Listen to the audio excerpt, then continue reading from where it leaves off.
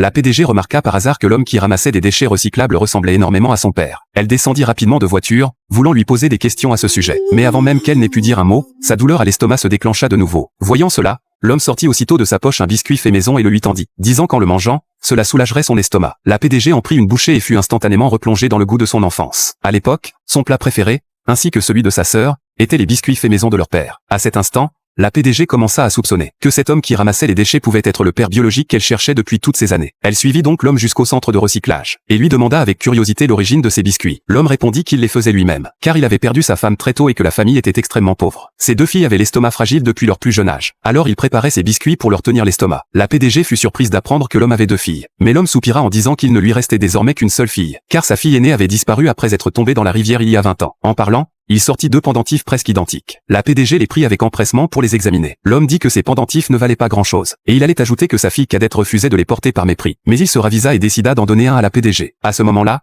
quelqu'un pressa l'homme de déplacer sa charrette. Il dut donc repartir en hâte sur son tricycle. La PDG ordonna aussitôt à son assistante d'enquêter sur le passé de l'homme, et lui arrangea un travail facile de gardien de la vieille demeure, pensant que s'il était réellement son père biologique, elle ne le laisserait plus jamais souffrir. Pendant ce temps, la fille cadette, directrice dans l'entreprise, entendit ses collègues spéculer, se demandant si cet homme qui ramassait les déchets pouvait vraiment être son père. De plus, son riche petit ami avait repoussé leur mariage. Si cet homme était réellement son père, non seulement son rêve d'épouser un riche serait anéanti, mais elle n'oserait même plus montrer son visage dans le milieu professionnel. En entendant les moqueries de ses collègues, la fille cadette se sentit profondément humiliée, ayant honte d'avoir un père qui ramassait les ordures. Elle ignorait que son père avait déjà été conduit à la vieille demeure par l'assistante. L'assistante lui dit que tant qu'il gardait la maison, il bénéficierait du logement, des repas et d'un salaire mensuel de 100 000. Le père fut tellement surpris par cette chance inespérée qu'il n'osa pas y croire, craignant qu'avec son âge avancé et son apparence négligée, il ne soit pas à la hauteur. L'assistante le rassura en disant que l'endroit était très calme et que personne ne viendrait le déranger, puis lui remit la clé de la vieille demeure. Peu de temps après, la fille cadette appela, disant que la maison devait être mise en hypothèque et qu'elle avait besoin de sa signature. Le père lui donna l'adresse de son lieu de travail actuel. Lorsqu'elle arriva et vit le manoir imposant, ses yeux s'illuminèrent, pensant que si elle pouvait utiliser ce manoir pour recevoir la famille de son petit ami, son imposture en tant qu'héritière fortunée ne serait plus remise en question. Elle se rendit aussitôt auprès de son père, le sourire aux lèvres. Après avoir appris que la villa était inoccupée, elle tendit à son père un bon pour un spa, lui disant d'aller prendre un bon bain et de se détendre le lendemain. Puis elle sortit le contrat d'hypothèque et lui demanda de le signer. Pendant que son père apposait son empreinte digitale,